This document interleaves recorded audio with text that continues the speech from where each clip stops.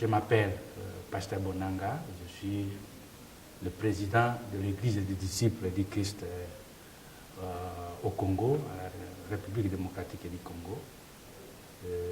À côté de moi, c'est mon épouse, Ngolé Lokumu.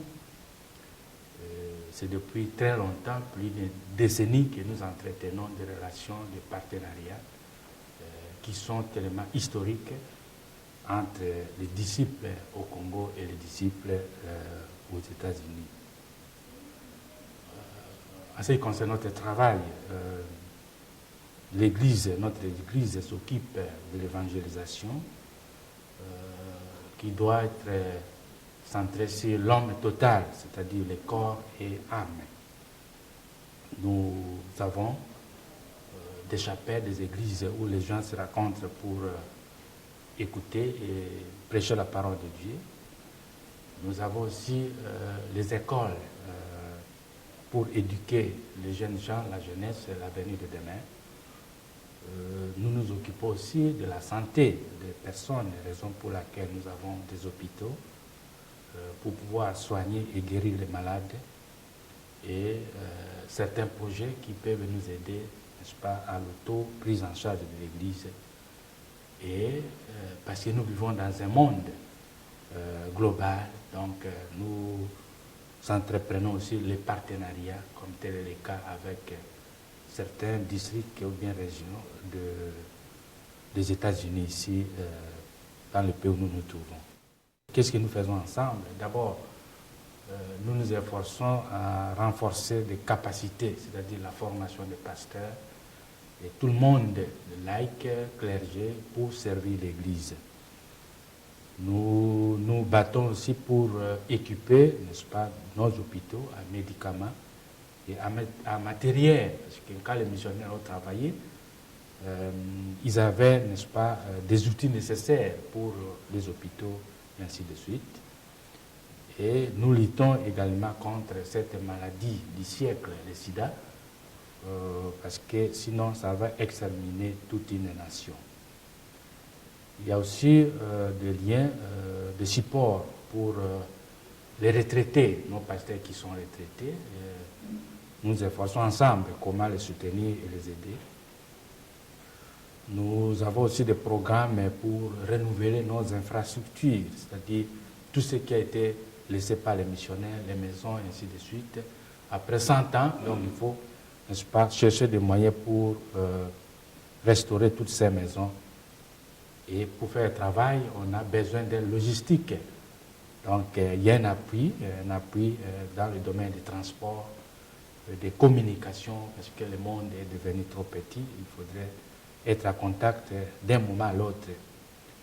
Il y a un appui aussi dans le secteur des projets générateurs de revenus, parce qu'il faut que l'Église se prenne en charge, donc on doit développer une politique qui doit nous aider tous, n'est-ce pas, à nous prendre en charge. Il n'y a pas que de projets générateurs de revenus, il y a certains programmes pour aider les femmes, les hommes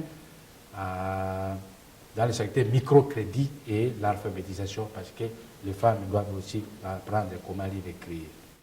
Nous demandons à ce qu'ils puissent nous aider à promouvoir la paix, parce que sans la paix, nous ne pouvons pas venir ici en Allemagne comme ils ne peuvent pas partir chez nous. Donc, c'est un défi pour que la paix soit restaurée dans notre pays.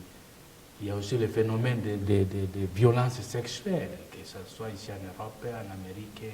Chez nous, est plus grave parce que nous avons la présence des militaires qui font, n'est-ce pas, ces fléaux qui constituent pour nous, n'est-ce pas, crimes contre l'humanité.